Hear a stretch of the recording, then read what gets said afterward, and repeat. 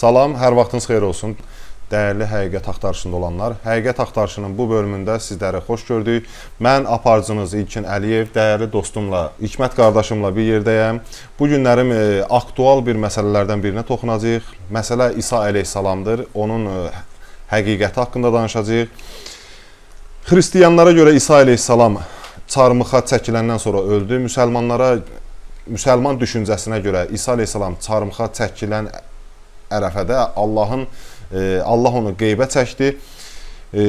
İstəyirəm ilk sualıma belə başlayayım ki, Əhməd Əlhəsən əleyhissalamın bu məsələ üzrə düşüncəsi nədir?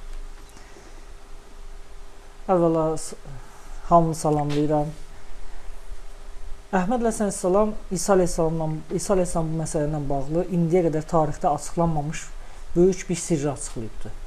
Əhməd əleyhissalam və Əbbas əleyhissalam da bu mövzu ilə bağlı Hikmət sahibinin qayəsi kitabında da geniş bir açıqlama veribdir ki, həqiqətdə İsa əleyhissalamın başına nə gəlibdir. Çünki bu gün xristianlar, sənin də dediyin kimi qardaş, deyir ki, İsa əleyhissalam çarmıxa çəkildi və orada da öldü. Müsəlmanlar deyir, İsa çarmıxa çəkilmədən əvvəl göyə yüksəldildi. Hətta deyirlər, İsa'nın yerinə çarmıxa çəkilən Yahuda İskariot idi.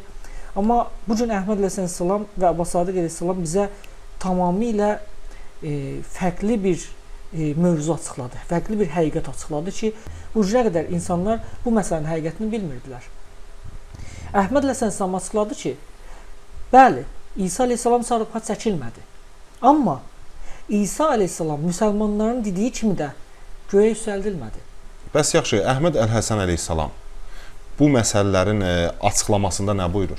Əvvəla bunu qeyd edim ki, tarixdə ilk dəfə Əhməd əleyhissalam və Əbbas əleyhissalam ruh haqqında insanların bilmədikləri məsələləri açıqladı.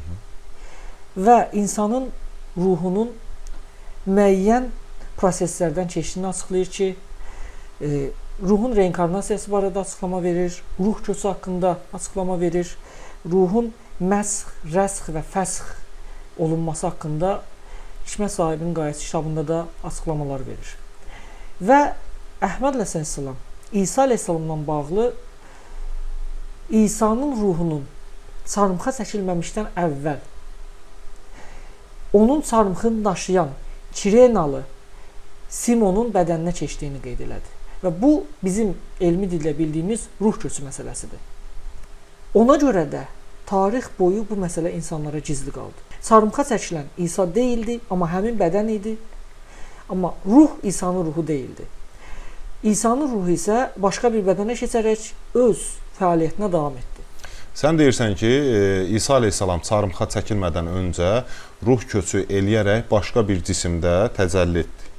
Bəli. Çarmıx məsələsindən sonra, yəni cismini dəyişən İsa əleyhissalam Qüdsdəmi qaldı və yaxud da başqa bir adla fəaliyyət göstərdimi və yaxud da başqa bir məmləkətə köç elədi? İmam Əhməd əleyhissalam və Əbbas əleyhissalam bu barədə bəlkə də heç indiyə qədər fikir vermədiyimiz Quran-Kərimdə keçən bir ayəni qeyd eləyir. Buyur.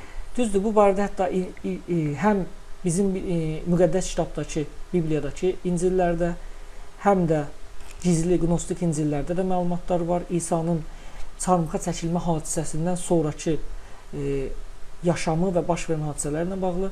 Həm də Quranda bəlkə də diqqət eləmədiyimiz bir detayı Əhməd əleyhissalam və Əbbas əleyhissalam bu gün gündəmə gətirir. Əbbas əleyhissalam Əhməd əleyhissalamla söhbətində, həmin o Hikmət sahibinin qayəsi kitabında bir incə detayı qeyd edir. Deyir ki, Əbbas əleyhissalam Əhməd əleyhissalama sual verir ki, Quran-Kərimdə bir ayə var. Ayədə deyilir ki, o İsa əleyhissalam haqqında deyilir ki, o həm beşikdə ikən, həm də yaşlı vaxtında insanlarla danışacaq.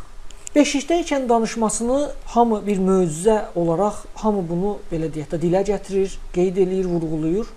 Amma mövzu İsa əleyhissalamdan getdiyi vaxtda artıq yaşlı vaxtında insanlarla danışmağı məsələsi çox xüsusi bir önəm daşıyır əslində.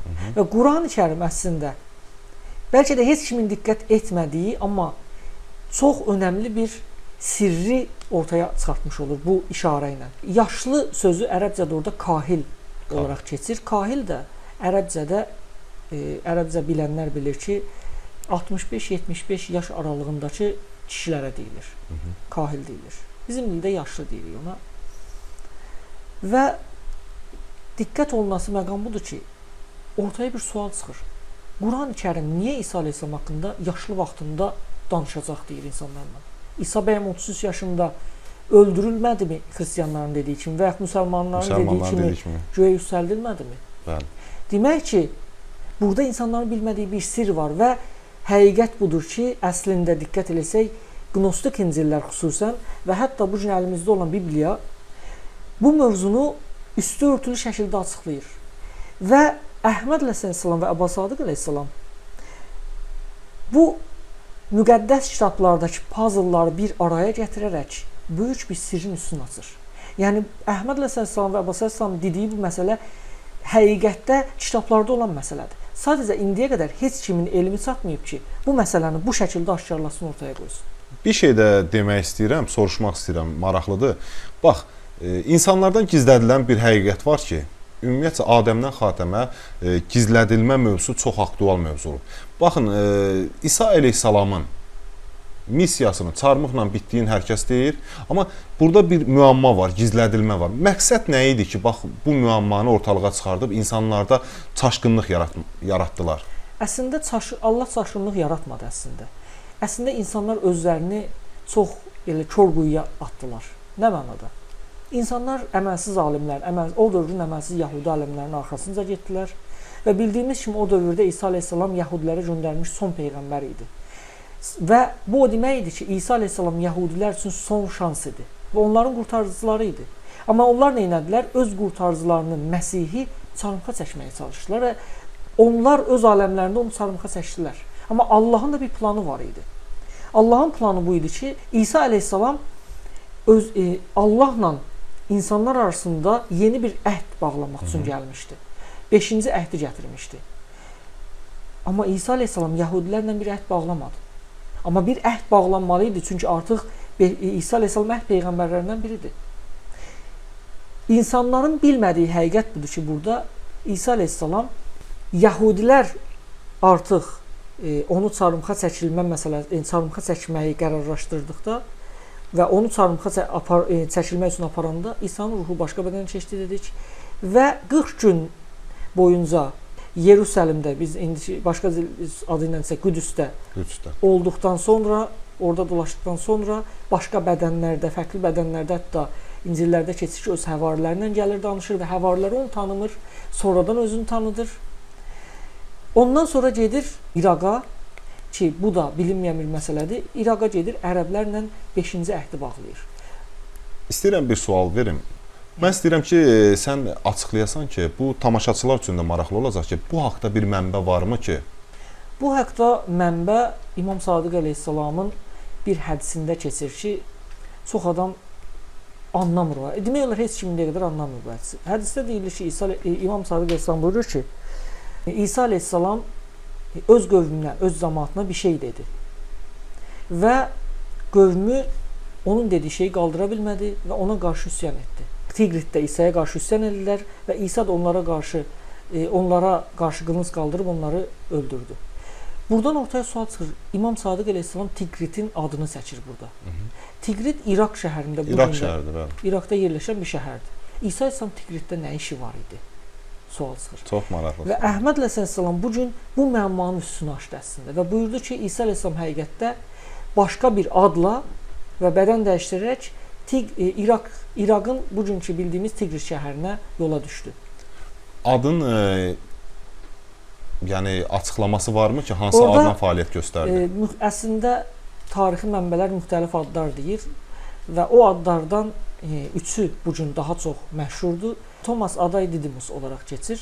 İstəyirəm aktual məsələlərdən birinə keçim. Bu məsələ insanları ikiliyə çəkibdi həmişə. İsa əleyhissalamın çarmıxa qədərki olan həyatında İsa əleyhissalam evlənmişdimi, evlənməmişdimi? Bəli, bu gün Əhməd əleyhissalam bu sirrində üstünü açır. Bu günə qədər bu məsələdə ziddiyyətlər olub həmişə. Və bu gün də davam edir. Bir dəstə deyir evlənibdir, bir dəstə deyir evlənməyib, bəziləri deyir Məzdəli Məryəmlə evləndi, bəziləri deyirlər evlənmədi. Əhməd Əleyhisselam açıqladı ki, bəli, İsa Əleyhisselam Məzdəli Məryəmlə evləndi.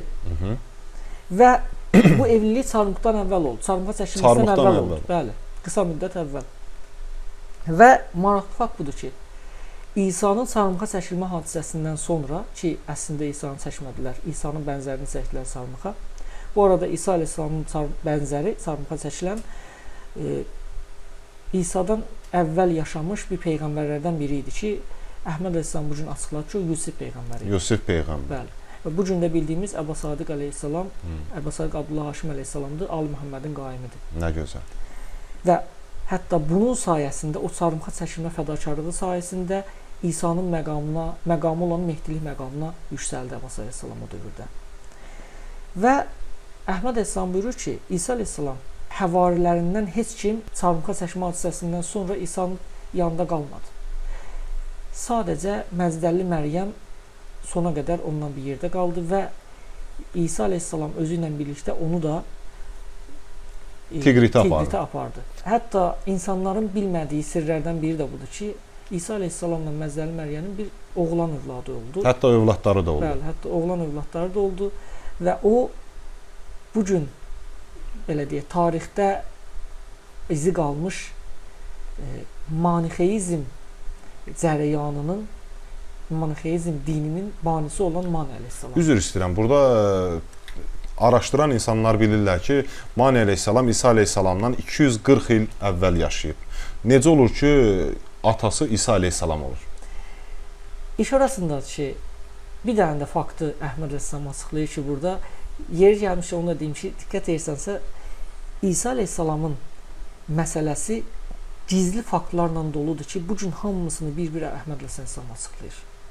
Və daha bir gizli faktı açıqlayır Əhməd Əleyhisselam ki, əslində miladi təqvimində bir təhrif oldu o vaxtı. Müəyyən siyasi səbəblərdən dolayı o dövrlərdə, hətta Osmanlı dövründə də olub bu. Tez-tez hökmdarlar, hər dövrün öz hökmdarları və yaxud Roma imperatorları təqvimdə dəyişikliklər eləyirdilər. Və təəssüf ki, o dövrdə Roma imperiyasının imperatorlarından biri də təqvimdə dəyişiklik elədi və bu gətirdi təhrifə çıxartdı. Həqiqət bu idi ki, Mani Əleyhisselam elə İsa Əleyhisselam dövründə yaşayıb və İsa'nın övladı olubdu. Yəni İsa Əleyhisselamın çarmıqdan sonraki dövründə yaşayıb deyək, onun övladı olub və hətta insanların bilmədiyi faktlardan biri də budur ki, İsa Əleyhisselam gizli şəkildə başqa bir adla Mani Əleyhisselamın iki ən məşhur həvarisindən biri olubdur. Biri anası Məzdəli Məryəm idi, Mari adında keçib tarixə Mani Əleyhisselamın həvarisi olaraq, digəri isə Thomas Didymus olaraq keçib. Bu da həqiqətdə elə İsa Əleyhisselamın özü idi. İstəyirəm haşiyədən biraz kənara çıxım. Adəmdən Xatəmə və bütün peyğəmbərlərin dövründə görürük ki, Allahın qoyduğu qayda bir yolla saptırılır. Miladi təqvimə belə baxsaq, orada nəsə bir barmaq olunub. Bəli. Yəni bu insanların və yaxud da o əməlsiz alimlərin məqsədi nə idi? Yəni bu tək İsa Əleyhisselam mövzusu deyil də, bütün peyğəmbər, hətta Muhammed Salavatıllahın dövrünə qədər baxırıq ki, təqvimlər üzərində oynanılıb. Yəni məqsəd nə idi? Məqsəd birinci növbədə o idi ki, şəxsi mənafelər. Hakimiyyətdə qalmaq üçün yəni şəxsin öz hakimiyyətdə qalması üçün atdığı siyasi addımlar. Yəni birinci məsələ. İkinci məsələ, insanları bu öz hakimiyyətlərinin altında saxlamaq üçün atdıqları müəyyən, zahirən insanların xeyrinə olan güya addımlar atırdılar. Yəni görünüşdə elə göstərirlər ki, insanların xeyrinə. Amma həqiqətdə deyildi. Və bununla da tarixdə böyük bir boşluqlar yaratdılar. Yəni bu addımları atmaqdan. Məqsəd təbii ki, nəfsani məsələlər idi. Belə baxsaq, yəhudilər deyirlər ki, hətta bunu deyim ki, bəlkə də xristiyanlara rişxənd olaraq deyirlər ki, İsa gəldi 3 il peyğəmbərlik elədi. Nə yer üzündə bir ilahi bir dövlət qurdu, nə ədalət yaratdı. Hətta deyirlər ki, siz onun peyğəmbərliyinə dəliliniz nədir ki, inanırsınız? Yəni ki, əgər Məsih olsaydı, yer üzünü ədalətlə doldurardı. Bəli. Bir Məsih dediyiz adam yer üzünü ədalətlə doldurmadısa, niyə Məsih deyirsiniz? Niyə Bəli. Məsih deyib onu qəbul edirsiniz? Həqiqətən zahirən məntiqli sual kimi gəlir, amma həqiqətdə bunun batinində bir batil bir inanc var. Nədir bu? Bir peyğəmbəri, bir elçini, bir Məsihi, bir Mehdini tanımağın yolu onun yer üzündə ədaləti qurub qurmayacağından, dediyi sözləri baş verib verməyəcəyindən asılı deyil. Əhməd Əleyhisselam da buyurduğu kimi höccət tanıma qanunu var. Əgər bir şəxs höccəti tanıma qanununun 3 kriteriyasını ki yerinə yetirdisə ki, biz bunu bundan əvvəlki bölümlərdə danışmışıq. 3 kriteriyanı yerinə yetirdisə, ondan sonra baş verəcək hər hansı bir hadisə, məsələn bir söz deyib gerçəkləşməyə. Nuh əleyhissalamda kimi dedi ki, tufan gələcək. 10 dəfə dedi ki, tufan gələcək və 10 dəfə gəmi düzəltdirdi. 10 dəfə gəmi yandı. Xurma məsələsində. Ağac əkdirdi, əzab gəlmədi. Hər dəfəsində də ertələndi. Hər dəfəsində ertələndi.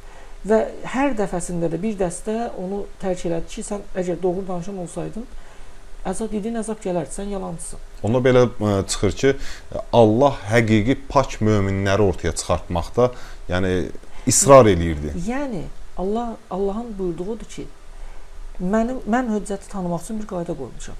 Əgər sən bu qayda ilə, bu höccət, bu kriteriya, bu 3 kriteriyaya cavab verdisə və birincisi vəsiyyətdir, ikincisi elmdir, üçüncüsü Allahın hakimiyyətinə çağırmadır. Bu 3 kriteriyaya cavab verdisə bir şəxs, o artıq Allahın höccətidir. O ədalət dövlətini qursa da, qurmasa da, bir şeyi desə, məsələn öncədən, o baş versə də, verməsə də, hər hansı bir, artıq ondan sonra heç bir, elə bir səbəb yoxdur ki, o peyğəmbəri batil çıxarsın. Əgər höccət tanıma qanunu yerindədirsə. Ona görə də bu gün müsəlmanlar da, yəni Muhammed Peyğəmbər sallallahu aleyhi və aleyhi gələndən sonra xristianlar bəlkə də bunu bilmirlər. Heç bu gün müsəlmanlar da bilmirlər, sadəcə Muhammed sallallahu deyib deyənə inanırlar. Ona görə biz bu gün deyirik ki, İsa aleyhissalam haqdır. Çünki İsa'nı tanımaq, İsa'nın peyğəmbərini qəbul etmək onun yer üzündə ədaləti qurub qurmağından asılı deyil. Bu gün Əhməd əleyhissalam və Abbas əleyhissalam gəliblər ki, yer üzündə ədalət qursunlar. Və İmam Mehdi əleyhissalamın elçiləri olaraq gəliblər. Əgər deyək ki, yer üzündə bu ədalət dövlətini qurmasalar, bu deməkdir ki, onlar batildirlər. Yox. Onlar artıq öz höccətliklərini ilahi qanunla təsdiqləyiblər.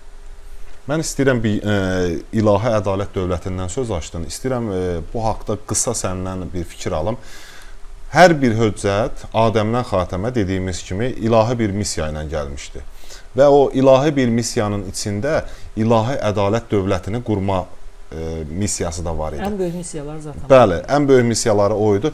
Hər dəfəsində də ertələndi. Bunun ertələnməsinin hikmətimi deyim, batini deyim, yəni Əhməd Əlhəsən əleyhissalamın bu yöndə fikirləri nədir? Əhməd əleyhissalam və Abbas əleyhissalamın bir dəfə bir sözü var ki, ilahi ədalət dövlətinin qurulmasının ertələnməsindəki səbəb hər dövrdə lazımi qədər fədakarlıq göstərən insanların olmaması idi. Yəni, ədalətin qurulması üçün yer üzündə müəyyən ölçüdə, deyərdim ki, böyük bir ölçüdə bir fədakarlıq lazımdır. Yəni, fədakarlıq deyəndə nəyi nəzərdə tuturuq? Fədakarlıq budur ki, insanların həqiqətən də yer üzündə ədaləti qurmaq üçün qurmağı istəməsi və bunun üçün əməl etməsi, bir şey etməsi. Məsələn, bu gün insanların çoxu deyirlər ki, Mehdi gələcək, qurtarıcı gələcək və yaxud xristianlar deyir, Məsih gələcək, İsa qayıdacaq, buddistlər deyir, Maitreya gələcək, nə bilim, hətta Krishnada da var, Yahudilikdə də var. Hindistlər deyir, Kalki gələcək, Yahudilər deyirlər, Maşiyaq gələcək, Zərdüşt əleyhissalamın yolunu gedənlər deyirlər ki, Sauşyan gələcək. Hamısı bir qurtarıcını gözləyirlər. Amma bu insanlar baxırsan ki, gözlərdikləri qurtarıcının gəlib tək başına bütün ədaləti bərpa etməsini gözləyirlər və özləri də heç nə etmək istəmirlər. Ədalətin qurulması üçün bir addım atmaq istəmir çox insan. Yəni necə ki, Mehdi əleyhissalama zəmin yaradan Yəmani kimi olmalıdır hər kəs. Yəni, məsələn, bu gün Əhməd əleyhissalam gəldi, İmam Mehdi əleyhissalamın zuhurundan əvvəl onun məsələsi üçün zəmin hazırladı və ardından Abbas Sadiq əleyhissalam gəldi, əshabını topladı və Əhməd əleyhissalamın o planı üçün zəmin hazırlamağa başladı və hətta sonradan öyrəndi ki, elə Abbas Sadiq əleyhissalam qaimin özü imiş. Ki, hədislərdə keçir ki, Mehdi özünün Mehdi olduğunu əvvəlcə bilməyəcək. Bu elə Abbas Sadiq əleyhissalam haqqındadır bir yerdə və Əhməd əleyhissalam da haqqındadır da. Çünki onlar bilmirdilər gəldikləri vaxt Mehdi olduqlarını. Və bu gün artıq onlar yer üzündədirlər. İnsanlardan kömək istəyirlər. Necə ki, Hüseyn əleyhissalam Kərbalada insanlardan kömək istəyirdi. Və deyirlər ki, gəlin birlikdə yer üzündə ədaləti bərpa eləyək, quraq. Və ona görə də hər dövrdəki kimi bu dövrdə də yer üzündə ədalətin qurulmasını istəyən insanlardan fədakarlıq tələb olunur. Beləliklə bugünkü proqramımızın sonuna gəldik. Mövzumuz İsa əleyhissalam idi. Ümid edirəm ki, açıqladığımız açıqlamalar sizi təmin etdi. İnşallah gələcək bölümlərdə həqiqət axtarışında olmağa davam edəcəyik. Salamat qalın.